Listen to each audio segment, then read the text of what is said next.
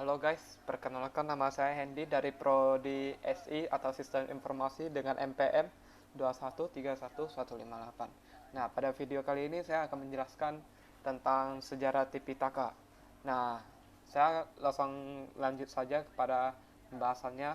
Nah, kitab suci Tipitaka dikenal sebagai kanon Pali atau bahasa Palinya itu Pali Kanon. Nah, kitab suci agama Buddha yang paling tua yang diketahui hingga sekarang tertulis dalam bahasa Pali yang terbagi dalam 3 kelompok besar, yaitu Vinaya Pitaka, Sutta Pitaka, dan Abhidhamma Pitaka.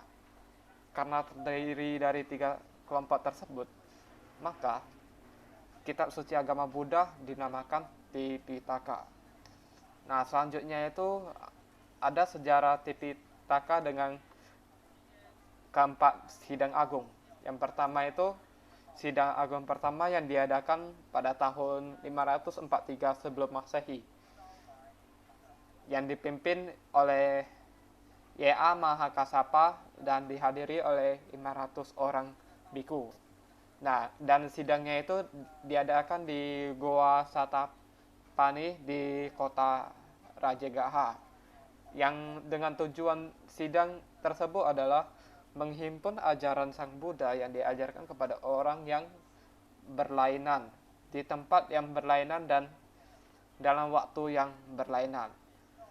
Selanjutnya kesimpulan dari sidang agung pertama itu adalah Sangha tidak akan menetapkan hal-hal mana yang diperlukan untuk dihapus dan hal-hal mana yang harus dilaksanakan. Juga tidak akan menambah apa-apa yang telah ada. Selanjutnya itu ada sidang agung kedua atau konsili 2 yang diadakan pada tahun 443 sebelum Masehi atau 100 tahun sesudah yang pertama, yang dipimpin oleh Y.A. Revata dan dibantu oleh Y.A. Yasa serta dihadiri oleh 700 biku yang diadakan di Vesali. Dengan tujuan sidang tersebut adalah sekelompok biku Sangha menghendaki untuk memperlunak Vinaya yang sangat keras, tetapi gagal. Lalu kesimpulannya itu kesalahan-kesalahan biku-biku dari suku Fajris yang melanggar Pacittiya dibicarakan. Diakui bahwa mereka telah melanggar Vinaya dan 700 biku yang hadir menyatakan setuju. Selanjutnya itu ada sidang agung ketiga atau konsili ketiga yang diadakan pada tahun kurang lebih 313 sebelum Masehi atau 230 tahun setelah sidang yang pertama, yang dipimpin oleh Y.A. Tissa Megaliputa yang diadakan di Pataliputra. Dengan tujuan sidang itu adalah menerbitkan perbedaan pendapat yang mengaktifkan perpecahan Sangha atau biku dan memeriksa dan menyampurkan kitab suci Pali atau memurnikan ajaran Sang Buddha. Selanjutnya kesimpulan dari sidang ketiga ini adalah menghukum para biku-biku yang selebor. Lalu ajaran Abhidhamma diulang tersendiri oleh Y.A. Mahakasapa sehingga lengkaplah pengertian Tipitaka yaitu Vinaya Sutta hingga Abhidhamma. Jadi pengertian Tipitaka mulai lengkap dan timbul pada konsili sidang ketiga. Lalu selanjutnya itu yang terakhir itu sidang keempat, yaitu konsili keempat. Diadakan pada masa pemerintahan Raja Fatagamani. Raja Fatagamani Abaya tahun 777 sebelum Masehi sampai 101 sebelum Masehi, yang dipimpin oleh Rekita Mahatera dan dihadiri oleh kurang lebih 500 biku. Sidang ini diadakan di Aluviara atau Alokaviara di desa Matale. Dengan tujuan sidangnya itu mencari penyelesaian karena melihat terjadi kemungkinan-kemungkinan yang mengancam ajaran-ajaran dan kebudayaan agama Buddha oleh pihak lain. Dengan kesimpulan, mengulang Tripitaka, menyempurnakan komentar Tipitaka dan menuliskan Tipitaka dan komentarnya di atas daun lontar. Dan selanjutnya itu sejarah Tipitaka. Jadi beberapa minggu setelah Sang Buddha wafat pada tahun 483 sebelum Masehi, seorang biku tua yang tidak disiplin bernama Subada berkata, "Janganlah bersedih kawan, janganlah meratap. Sekarang kita terbebas dari pertapa agung yang tidak akan lagi memberitahukan kita apa yang sesuai untuk dilakukan dan apa yang tidak, yang membuat hidup kita menderita. Tetapi sekarang kita telah berbuat apapun yang kita senangi dan tidak berbuat apa yang kita tidak senangi." Itu Vinaya Pitaka kedua. Selanjutnya Mahakasapatera telah mendengar kata-kata itu, memutuskan untuk mengadakan pesamuan agung atau konsili atau sidang di Rajagaha. Dengan bantuan Raja Ajatasattu di Magadha, 500 orang biku berkumpul di Gua Satapane dekat Rajagaha untuk mengumpulkan ajaran Sang Buddha yang telah dibabarkan selama ini dan menyusun secara sistematis.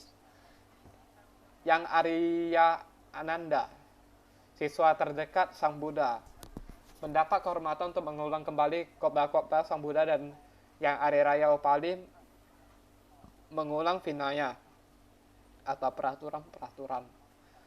Dalam pesamuan agung pertama, inilah yang dikumpulkan seluruh ajaran yang kini dikenal sebagai kitab suci Tipitaka dari bahasa Pali. Mereka yang mengikuti ajaran Sang Buddha seperti tersebut dalam kitab suci Tipitaka disebut pemeliharaan kemurnian ajaran, sebagaimana sabda Sang Buddha yang terakhir adalah, "Dijadikanlah Dhamma dan Vinaya sebagai pelita dan pelindung bagi dirimu sendiri." Nah, pada mulanya Tipitaka ini diwariskan secara lisan dari satu generasi ke generasi berikutnya. Satu abad kemudian, terdapat sekelompok biku yang berniat hendak mengubah Vinaya.